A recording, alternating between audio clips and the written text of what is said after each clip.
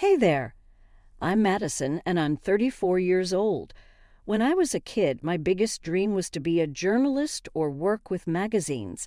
I loved writing and keeping up with trends, so it made sense for me to study journalism and media in college. After graduating, I worked for several companies. They weren't the big famous ones, but that was okay. I was living my dream. Eventually, I landed a job at a pretty big company and felt like I had finally made it. A few years after I graduated college, when I was about 28, I met my husband, Scott. Scott's family was pretty wealthy and had their own business. I'm mentioning this because his mother, Tricia, always disliked me and insulted me. She thought I wasn't good enough for him and that I shouldn't have married him. Scott and I dated for about 3 years before we decided to get married. As I mentioned, Scott's mom, Tricia, didn't like me. She always put me down and made fun of me for working at a magazine and having a journalism degree. At first, her behavior really hurt me because no one should be treated like that, but for some reason, Tricia thought it was okay to treat me that way. Scott always defended me against his mother. His dad, Fred, also stood up for me whenever he heard Tricia's remarks. I was thankful for both of them. As time went on, I started to get used to Tricia's insults. Scott even suggested that we limit contact with her, but I didn't agree. Scott worked with his dad, and if he stopped talking to his mom, it could make things awkward for Fred. Fred was a wonderful person, and I didn't want to put him in a tough spot. I also didn't want Scott to cut off his family because of me. I learned to deal with it mostly because we only saw Tricia twice a month at most. But things changed when Fred had to go overseas for a business project. Tricia didn't want to be alone, so Scott and I agreed to let her stay with us until Fred returned. I had a bad feeling about it, but I believed that family should always come first. Living with Tricia was really tough. She constantly nitpicked and criticized everything I did, and the insults never seemed to stop. But I could handle all of that as long as she didn't actually harm me. However, everything changed during one week that turned out to be really difficult. I had a major presentation coming up at work. We were redesigning a section of our magazine, and I was responsible for making it great. This presentation was crucial because it would determine if I got a promotion, but Tricia didn't understand why it was so important. I don't think knowing would have changed her opinion of me anyway. Since Tricia was staying with us, she saw how stressed I was about it. The night before my big presentation, I was talking to Scott about how nervous I felt when she overheard us. She walked into the living room and decided to share her thoughts. "This is a big deal. All the top bosses will be watching me. I can't imagine how scary this must be for you. I'm glad you had it easier with your business, but this is such a different game. I'm so scared of messing everything up." "Don't say that. You'll do great." I wish I could believe that. I just feel so unsure of everything. What if I mess up the presentation? I couldn't help but overhear you both talking. "Mom, we're having a private conversation." "Well, Madison, I just wanted to say that you have nothing to worry about. You probably don't have the skills for this, so you'll probably do badly tomorrow." "Excuse me." "Just treat it as a chance to quit your job and be a housewife. Then maybe you'll be good enough for my son. I can't believe he married a journalist." "Mom, you're crossing a line. Leave." "You know what? I don't have time for your nonsense, Tricia. I have bigger things to worry about than your opinion of me and my relationship with your son." "How dare you talk to me like that?" "So it's fine for you to talk to me that way, but not the other way around? Scott, say something. Your wife is disrespecting your mother." "She's just standing up for herself. I don't see anything wrong with it." "She's manipulating you. Look at how easily you can turn your back on family. Madison will regret this." I was furious at Tricia for barging into Scott's and my conversation and insulting me so blatantly. Scott tried to apologize for his mother's behavior, but I stopped him. He wasn't responsible for her hurtful words. After that, we decided to call it a night and went to sleep. I was too focused on everything else to even think about Trisha's threat towards me. I figured she would just continue tormenting me, which honestly I didn't care about at that moment. Dealing with her could wait until after my presentation. The next day, I hurried into work with my laptop ready for my presentation, but when I opened it, I realized something was terribly wrong. All the files on my desktop were gone, and my laptop had been reset. I started to panic. I had emailed the presentation to myself, so I tried to calm down, but when I logged into my email, I saw that all my emails were deleted, even from the trash. My heart sank and tears filled my eyes. I felt an overwhelming fear. I had to explain everything to my boss, who was not happy. He yelled at me for a while before telling me not to bother with the presentation because he had someone else do it in case I messed up. I knew then that any chance for me to advance in the company was gone. I couldn't believe this was happening. I rushed home in tears. Scott hadn't left for work yet, and when he saw me, he took the day off to be with me. He held me as I cried, and when I calmed down a bit, he asked me what happened. "What's wrong, honey? Did the presentation not go well?" "There was no presentation. At least, not one that I gave." "Huh? What do you mean? You put so much effort into preparing for it. You hardly slept those past few days because you were working so hard." "I know, but when I got there, I opened my laptop and found out that everything had been deleted." "What? How did that happen?" "I don't know. It was really embarrassing and humiliating to have to explain it to my boss." "Wait, did you not back it up somewhere else?" "Yeah, I emailed it to myself, but even my inbox and trash were emptied." "Oh my God, I'm so sorry this happened. What did your boss say?" "He yelled at me a lot, called me unprofessional and lazy. He had someone else do the presentation." "But you still have your job, right?" "Yeah, but I'm stuck in this position. I can't move up or get promoted. I'm done here." "Don't worry, honey. You'll find a better job. I'll be here for you through it all. Just keep working here until you're ready to leave." "Yeah, I'll give my notice now. I can't believe I worked so hard for this, and just when I was close, it slipped away." I felt really down after that. I take pride in doing well on my projects, so what happened was really tough for me. It was traumatic, to say the least. I wasn't given any more important work at my job. I held off on quitting, but after another week I knew it was time. I handed in my notice and waited for my time to be up. Through it all, Tricia seemed strangely happy. She saw me crying once and made remarks about how she knew I would fail. At first I was mad at her, but then I started thinking about her behavior. Maybe she was happy because she thought I would finally become a housewife, or maybe she was happy because she had something to do with my career falling apart. I can't quite explain it, but I had this gut feeling that Tricia had something to do with my laptop troubles. I wanted to talk to Scott about it, but I needed evidence first, so I decided to set up a hidden camera in the office to catch Tricia in the act. I ordered a camera disguised as a smoke detector and installed it on the ceiling. I connected it to my phone and got ready to implement my plan. The next step was to somehow let Tricia know about my upcoming presentation. That wasn't too hard. I just paced around the office looking worried. Scott was still at work, unaware of what I was doing. Tricia noticed my anxious behavior and asked what was going on. "What's wrong? Are you stressed about another project?" "I need to tell someone. Since you asked, I've been given another chance to present my work, and it could lead to a raise." "Oh, really?" "Yeah, and I'm really nervous because this is my last chance to get things right, and I have to do it well." "Why aren't you telling Scott?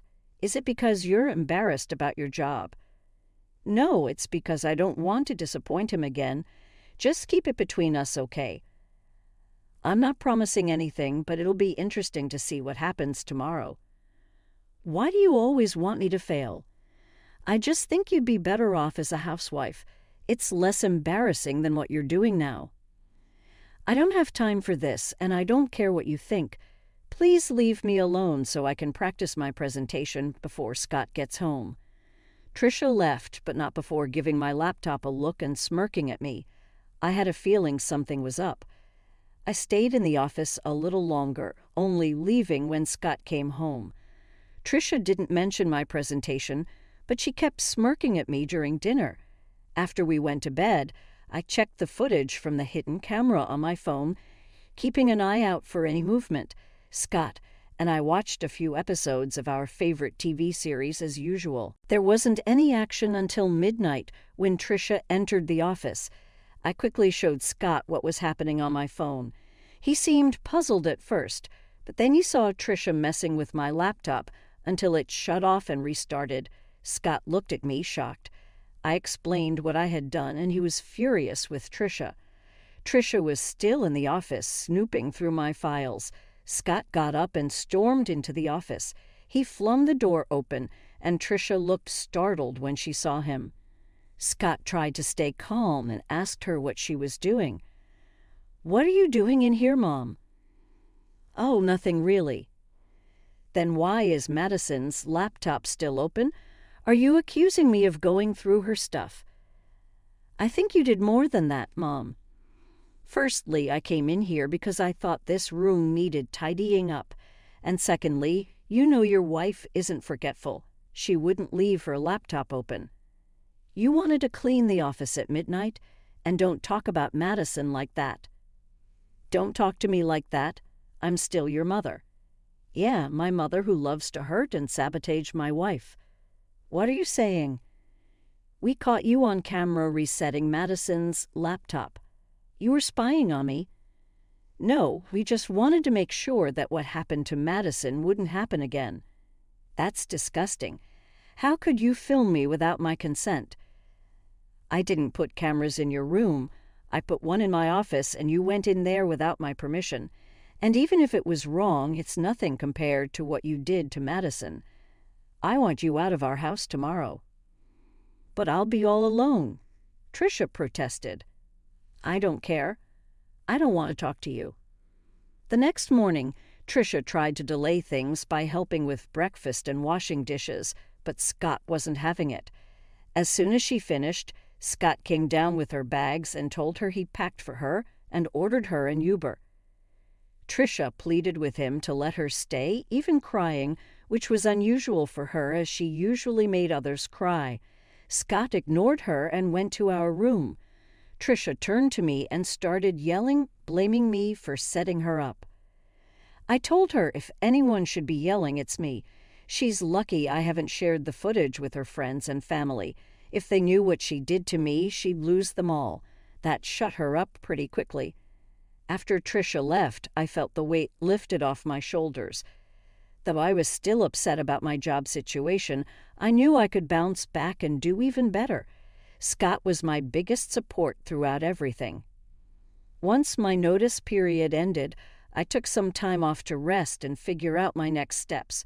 Over the next few months, I took courses in different areas of my field. I knew if I focused on a specific niche and found the right job, I could achieve a lot more. I didn't want to expose Trisha, but after years of her putting me down, I wanted to show her what I was capable of. I wanted to reach heights even she hadn't seen. With Scott's help, I got recommendations in various places. Being wealthy also meant having many connections, which was a huge advantage. With my experience and Scott's support, I landed the role of chief editor at a major magazine known worldwide. The work was tough, but it was worth it. Somewhere along the journey to becoming chief editor, I forgot about my desire to show Trisha what I was capable of. In fact, we hadn't had any contact with her during those months. I knew Scott still spoke with his father because they worked together, but Scott hadn't heard much from or about his mother. His father, Fred, said she was upset with us about something but wouldn't say what. At least Trisha took my warning seriously, but I knew I would have to see her eventually. It turned out my company was throwing a huge party with lots of big names invited, including Trisha and Fred. Scott and I dressed our best because, for the first time, we were both important figures. When we arrived, Trisha and Fred spotted us and waved us over. We greeted them, and Trisha gave me a once-over before smirking. "Look at you, trying to fit in," she sneered. "Trisha, ignore her. Madison, you look lovely as always," Fred said kindly. "Thanks, Fred. How have you been?" "Yeah, how's unemployment treating you?" Trisha interjected. "Wait, you're unemployed?" Fred asked, surprised. "Oh yeah, she messed up at her job and they let her go. I've always said she's not good enough for our son." "Look at her. She can't even keep a job," Trisha mocked. "That's enough, Mom," Scott said sternly. "Stop siding with her. It's bad enough having to see her everywhere. We wouldn't have to if you just left her, like I said," Trisha insisted. "Okay, that's enough. Either you stop talking or I'm leaving," Scott warned. "But Madison, sweetie, if you need a job, let me know. It would be great to work with you," Fred offered sincerely. "That's really kind of you, Fred, but I can't accept the offer," I replied. "Of course not. I told you she's lazy and incompetent," Trisha muttered. Just then my name was called, and people started cheering.